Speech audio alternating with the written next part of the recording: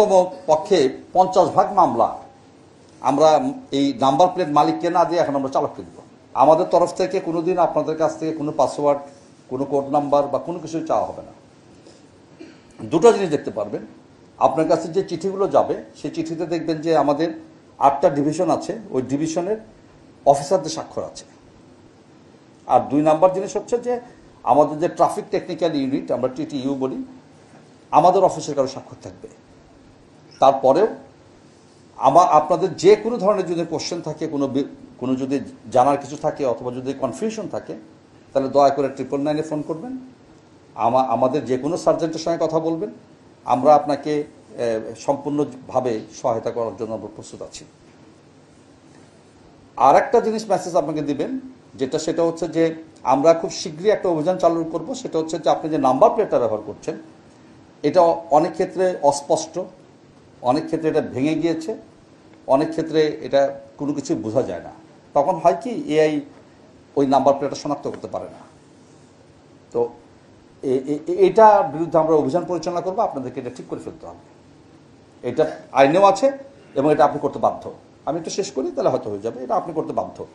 এটা আমরা সময় দিয়েছি, প্রায় 15-20 দিন হয়েছে আমরা এই অভিযানটা চালু করব। আর একটা গুরুত্বপূর্ণ কাজ যেটা আমরা করছি, যে এতদিন আমরা শুধুমাত্র নাম্বার প্লেটের উপরে মামলা করতাম, আলটিমেটলি এই মামলাটা গিয়ে পড়তো মালিকের উপরে। কিন্তু আমাদের দেশে তো সেলফ ড্রাইভ একেবারে অনেক কম, তো গাড়িটা চালায় হচ্ছে চালক। এখন এই চালকের দেখা যাচ্ছে সে ধরাছোঁয়ার বাইরে থাকে, তার কিছু হয় না। আমরা যেটা চেষ্টা করছি যে ন্যূনতম পক্ষে 50% মামলা আমরা এই নাম্বার প্লেট মালিককে না দিয়ে এখন আমরা চালককে দিব। এবং চালকের দিলে 2 ধরনের ঘটনা ঘটবে। একটা হচ্ছে তাকে তো জরিমানার টাকা দিতে হবে, আর একই সঙ্গে ডিমেরিটস পদ্ধতিতে তার ড্রাইভিং লাইসেন্স থেকে পয়েন্ট কাটা যাবে। তো এই পয়েন্ট যদি আমরা কাটতে না পারি, পয়েন্ট কাটা যদি না যায়, তারাও একটা মহৎ পেশায় আছে, ঠিক আছে, কিন্তু এই অভিজ্ঞতা আমাদের নাই যে ড্রাইভিং লাইসেন্স ইনট্যাক্ট থাকার জিনিস না, এটা পারফরমেন্স বেসড।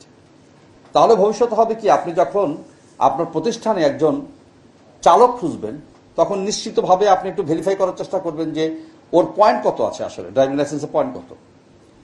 যে ছেলেটা 12 পয়েন্ট নিয়ে বসে আছে আর যে ছেলেটা 7 পয়েন্ট নিয়ে বসে আছে বা 5 পয়েন্ট নিয়ে বসে আছে, 4 পয়েন্ট নিয়ে বসে আছে, নিশ্চয়ই তাদের বেতন সমান হওয়া উচিত না।